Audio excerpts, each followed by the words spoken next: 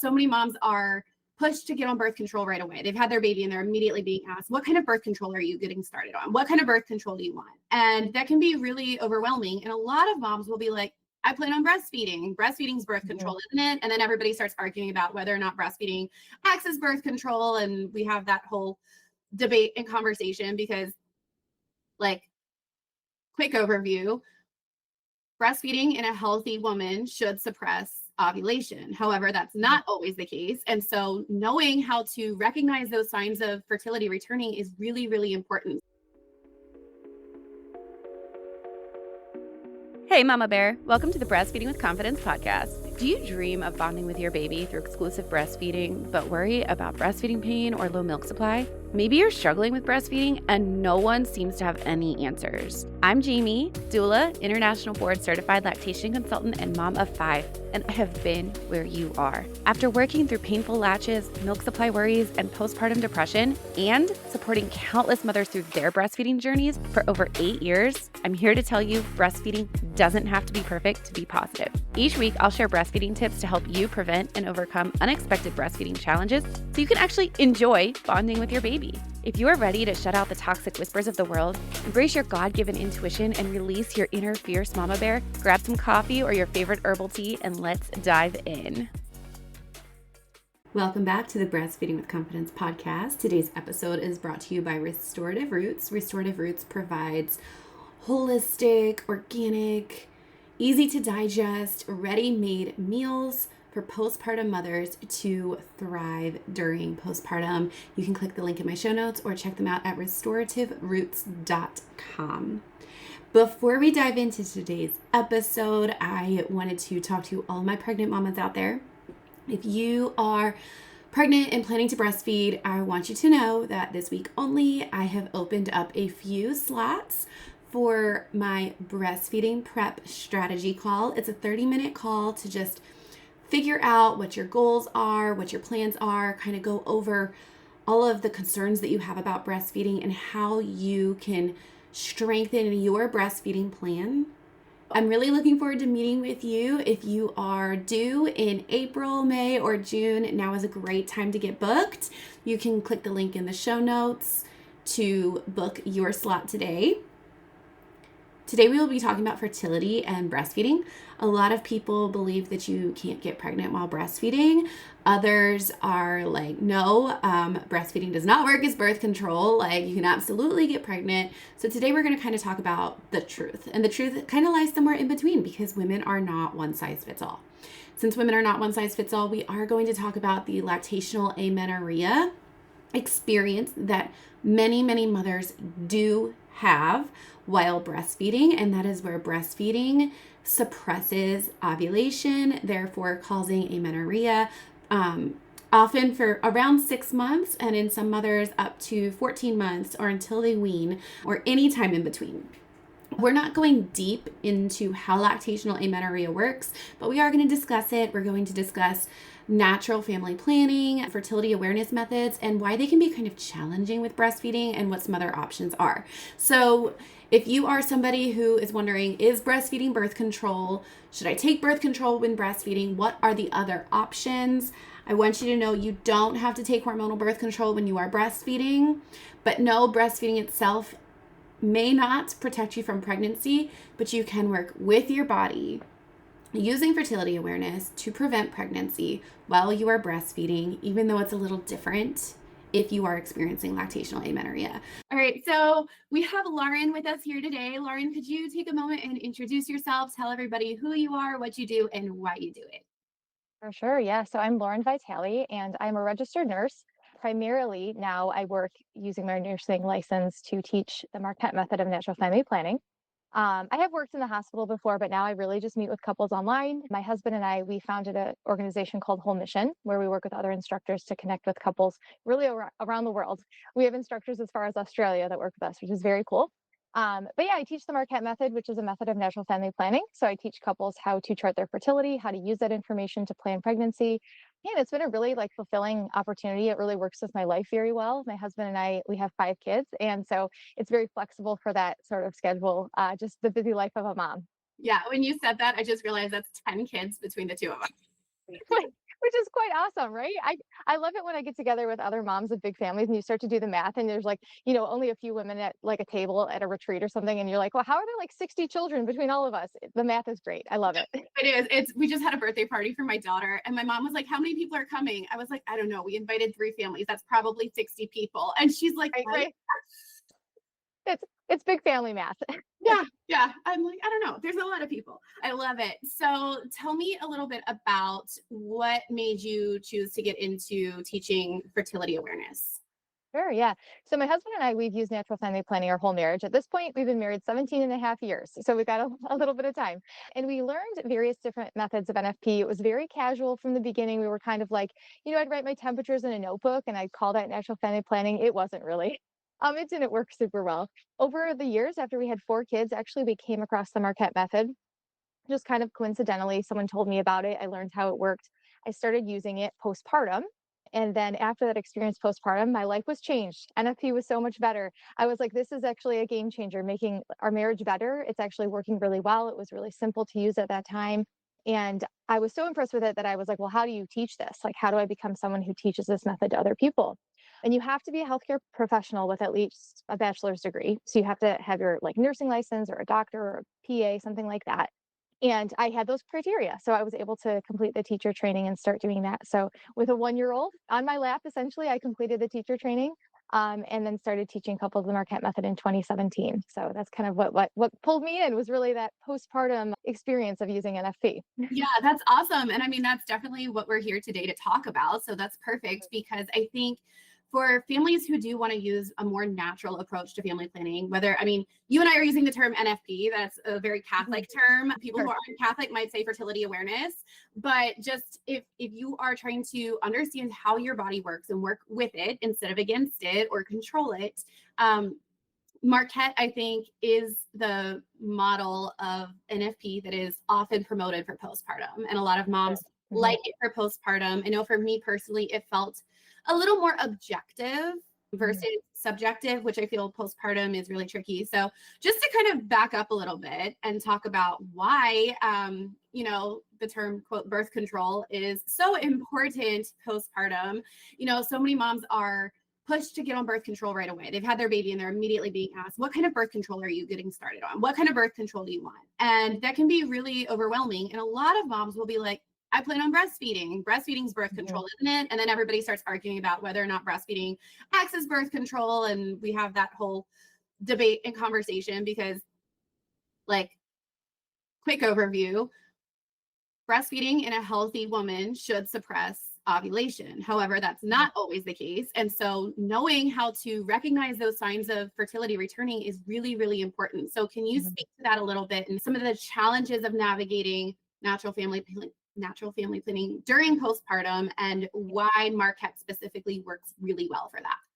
Yeah, I like that you pointed out that sort of lack of awareness of even just that fertility postpartum. I remember after, I think it was my second child was born, I went for like a follow-up appointment. I was maybe 6 months postpartum, fully breastfeeding, and the doctor was asking what birth control I was using, and I said natural family planning, and she was like, "Oh, okay, so well, just make sure that you like take a pregnancy test every once in a while," as if she just assumed it was not going to work. And then one of the medical assistants was like, well, when was your last period? And I said, well, like a year and a half ago, because I'm 6 months postpartum, I'm breastfeeding. I was pregnant for 9 months. I haven't had my period back. And they're like, what do you mean? What do you mean you haven't had your period back yet? I'm like, this is normal. This is a normal thing for breastfeeding to suppress your fertility, to suppress ovulation, and to prevent you from getting your period. And it's actually protective so that you don't have babies too close together. It gives you a chance to recover postpartum. So it's actually a really good design for our bodies. A lot of the time in my clients, well over 90% of women won't have their period until after 6 months when they're breastfeeding. And this is even women who are partially breastfeeding. We know that fully breastfeeding is going to stop ovulation even more effectively. So for that first 6 months postpartum, really most women are not going to have their period. And we can look at that time frame. If they are fully breastfeeding, we can consider the use of the lactational amenorrhea method. So you kind of mentioned that earlier. We were kind of chit chatting at the beginning that that's a way of naturally spacing pregnancies. There's some strict criteria that go with that you do have to breastfeed, at least every 4 hours during the day, at least every 6 hours at night. I don't want to get into too many of the details, lest anyone try to figure it out on their own, just from a quick podcast episode. But it can really be effective, really 98% effective for avoiding pregnancy for those first 6 months.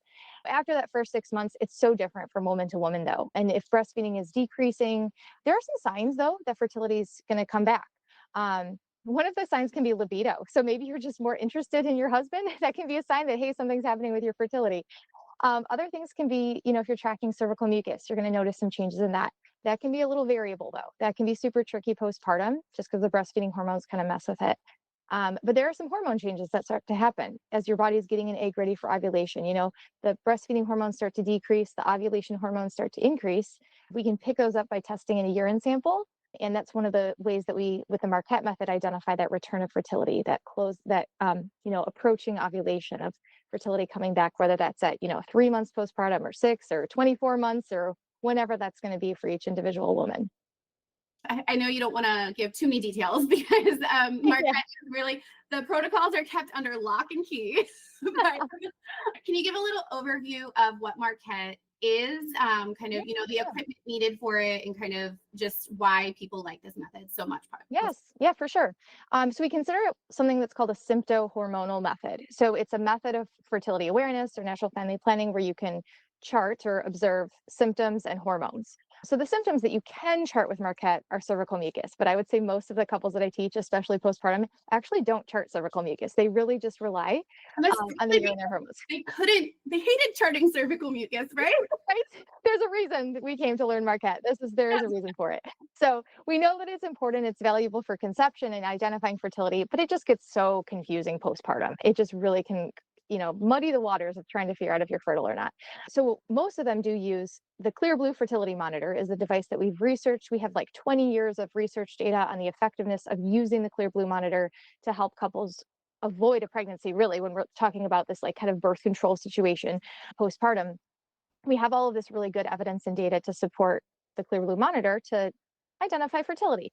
So it's really quite simple. Honestly, a woman would just collect a first morning urine sample each day, test that first morning urine sample with the Clearblue Monitor. It registers low, high, peak fertility. We put that data into a chart. The chart is what tells us if you're fertile or not. So it's kind of like we combine the results from the Clearblue Monitor with the method instructions. And when I first became an instructor, I was like, I'm going to tell everyone the method. I'm going to spread the news. I don't want it to be like this like secret thing you have to pay for. And then I realized that like people need to have that support of a team so that they can use the method well. And really, if you want to use the Marquette method to avoid a pregnancy, to work with an instructor is so helpful because you inevitably, especially postpartum, are going to come into some weird questions with how the Clearblue works, how to actually use it. We have to kind of like trick the Clearblue Monitor into letting you test all the time when you're postpartum. It's designed for regular cycles. So to actually use this for breastfeeding and postpartum, we have to kind of, finagle a little bit. So having an instructor to walk with you through all of that and all of the questions you inevitably will have is really super helpful. Yeah, what I really like is that we kind of just reduce it to low, high, peak fertility. And then it's really quite clear rather than sort of second guessing or adding a bunch of, observations and all of that. Yeah, absolutely. I really liked it after my second and third, or third and fourth babies. For some reason, after my fifth, I struggled with it. I don't know if my monitor was just not working right or what, but it would go like low to peak, false. And so I'd be having like emotional meltdown. Like, what?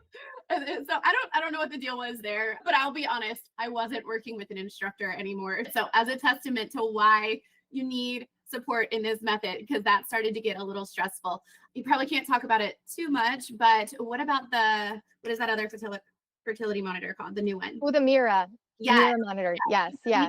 On that you'd like to share. Yeah, for sure. Actually, I'm glad that you asked about it because this is something that I've been getting so many questions about lately. Because I think, especially like those women who are of childbearing age right now who are using natural family planning, we want the best NFP method. We want to have the newest technology, the thing that's going to tell us like the clearest thing about our fertility. And I think when we see something new and shiny like the Mira, we're like, this is it. This is going to tell me everything I need to know. And to some extent, I really have a lot of hopes that Mira will be providing that information for us into the future. It's very cool because it's still a urinary hormone measuring device. It uses test sticks. You test with a first morning urine sample. So all of that is similar to Clearblue. The difference is that it's going to tell number data about hormones. So The Clearblue monitor, it measures two hormones, estrogen and LH, and it tells you low, high, peak based off those two hormones. So the Mira, it can add in a third hormone, progesterone, and then it can also add another hormone called FSH that's sometimes helpful in perimenopause, so things like that. But we get a little more hormone data that way, and then also the numbers of those hormones. So it's kind of interesting. So instead of seeing high fertility when your estrogen rises on the Clearblue, what you would actually see is a number. So it'd say your estrogen level is 100 or 200 or something like that. So in some cases, I see this really helpful because if there's women who their estrogen is always high, we can see what's going on kind of underlying. If it's always really low and maybe their threshold isn't quite as high to even show high fertility, we can see what's happening there too. The really tricky thing though is that we're still learning how it works. There's only one, we don't have any effectiveness data for avoiding a pregnancy. We have one study that's going to be published soon just about like when ovulation happens relative to these hormone changes in the monitor. But really the data for avoiding a pregnancy is just not there yet. And I can say from my experience of the couples who have decided to start using the Mira, postpartum is not the time to experiment with the Mira. It is not. It is so wild. It's like the wild west of hormone data.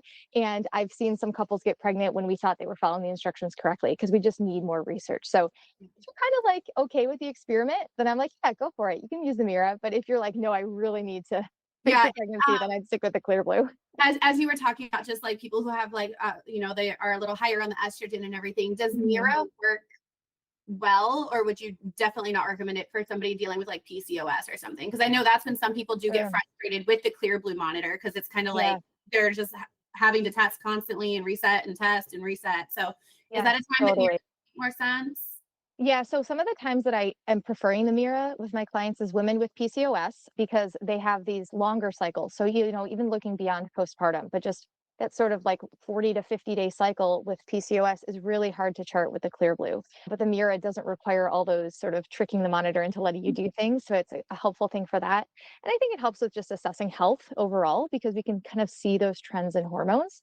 Another time I recommend it is perimenopause. Perimenopause is just a crazy place and the hormones are doing crazy things. So sometimes it can at least help us maybe evaluate what stage of perimenopause a woman is in. Like if she's in early perimenopause, if she's in late perimenopause, kind of getting close to the end of her fertile years. So it's helpful to assess with that too. So I'd say those are the two groups where we find it a little bit better. Yeah, that's really helpful because I think there's a lot of moms who kind of, after having babies back to back, big families, I think what I see is a lot of moms go from what was perfectly healthy to this cycle that does not represent anything they know about their body. And they feel very okay, my cycles are back-ish, but they're sporadic and they don't really know what's going on. And I think a lot of people feel very helpless during that experience. And so it's good to know that there is equipment out there that can help. And while that data is still coming to be, like there is stuff that we can start to do to understand that further.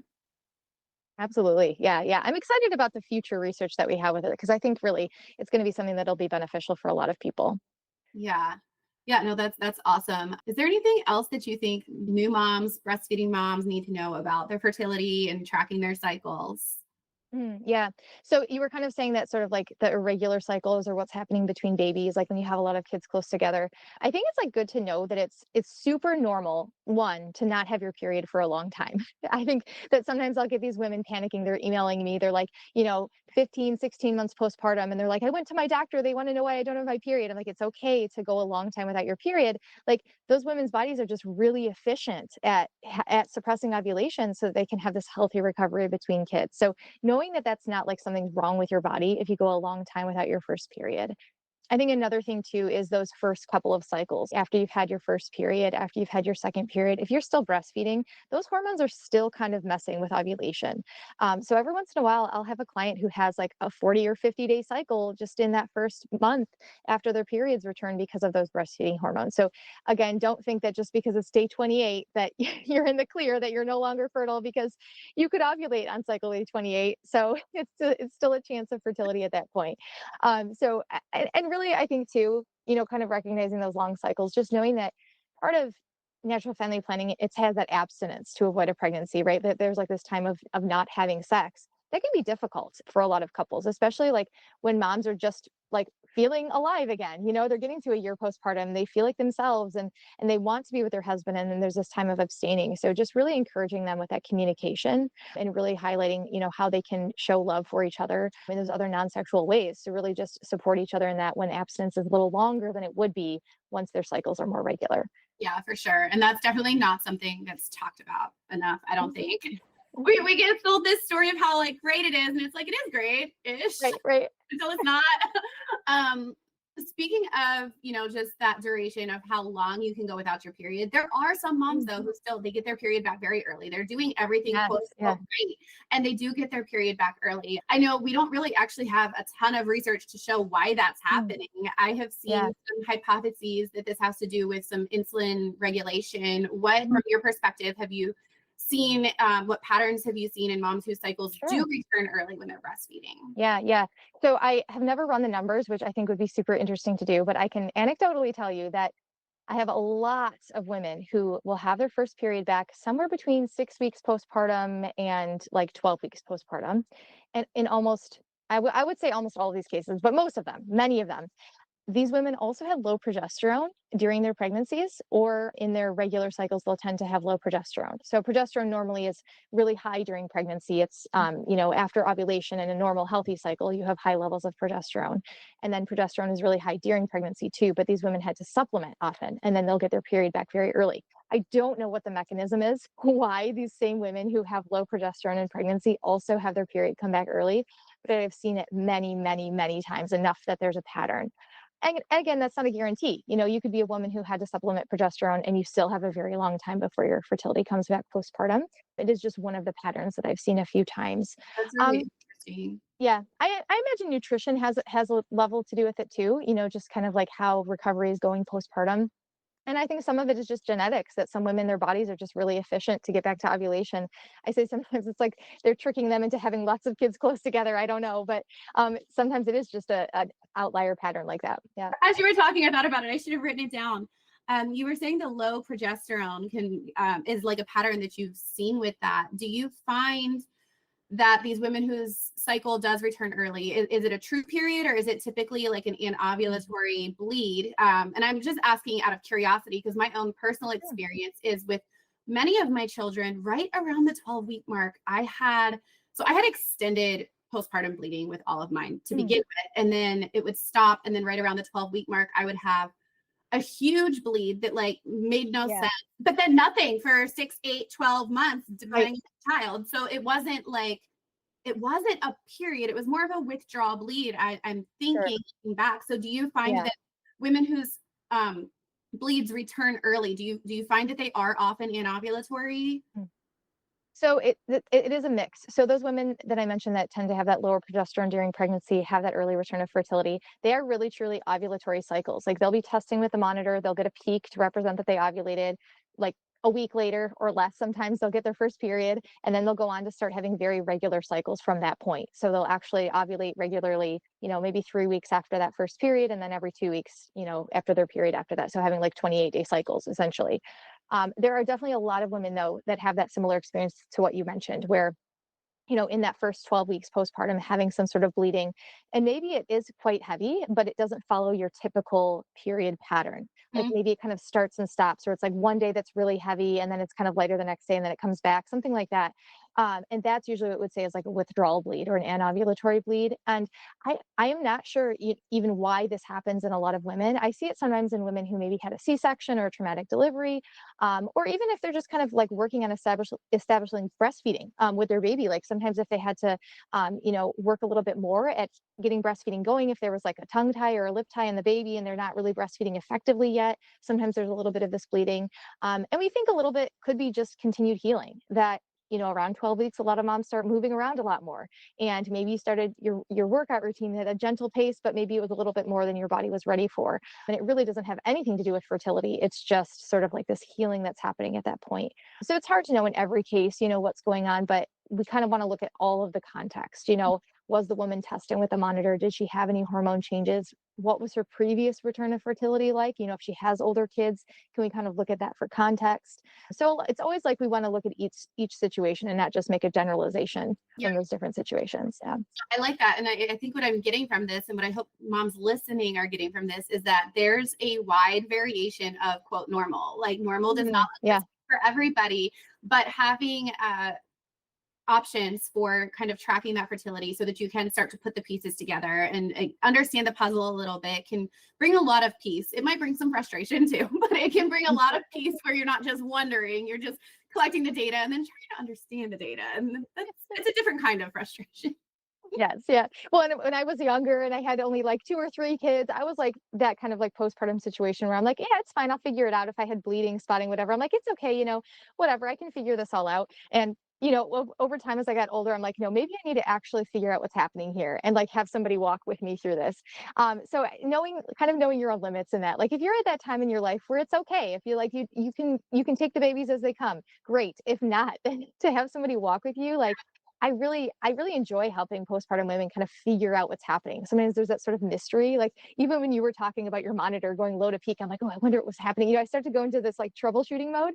And it's just kind of like fun to work with people in that and, help them figure out the best way to chart for them. So not just to have this cookie cutter approach of like, oh, well, we all have to do the same thing, but to really find those ways of charting that work in each situation, knowing what's going on with each individual woman.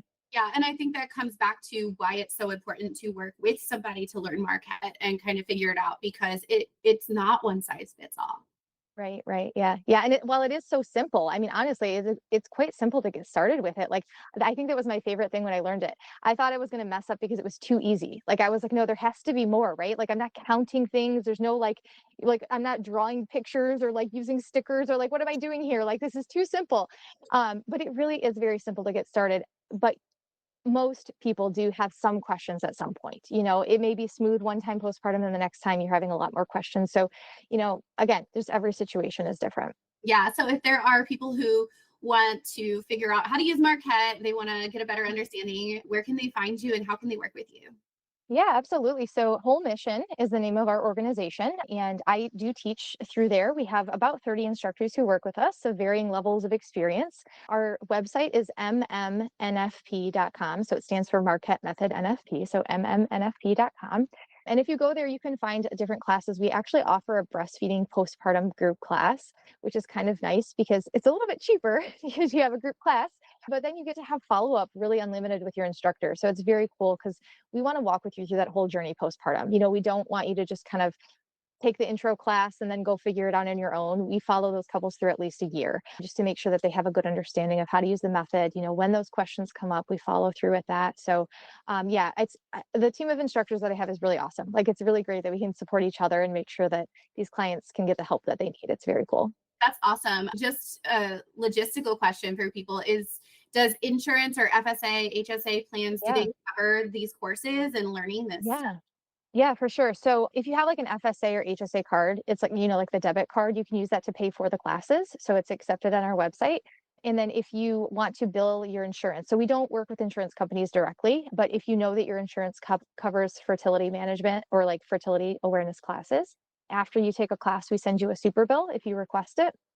And then that's what you submit to your insurance company. So it has like the codes that the insurance company needs so that they can reimburse you for the class. Yeah, that's awesome. That's really helpful. And I think that's something too to let people know is there are a lot of health plans out there that do cover fertility awareness, education, and fertility health. So you just have to ask. They don't really announce it. Yeah. Well, I think most insurances, like most major insurances, have to cover it. So if you have, I think it depends on the state in the United States, but for the most part, based on like federal funding, they have to cover the method of contraception, whether that's, truly contraceptive or fertility awareness or natural family planning method. So it's worth checking with your insurance if you're not sure. That's awesome. Well, thank you so much. All right, Mama Bear, that is a wrap for today. If this episode helped you feel a little more confident or a little more prepared for breastfeeding, can I ask you a quick favor? Go ahead and leave me a review. It helps other moms find this podcast and join us in this amazing community of fierce and confident Mama Bears. And hey, if you know a friend who could use some encouragement or real talk about pregnancy, breastfeeding, and all things motherhood, share this episode with her. You've got this, Mama Bear. Trust your instincts, stay fierce, and I'll catch you in the next episode.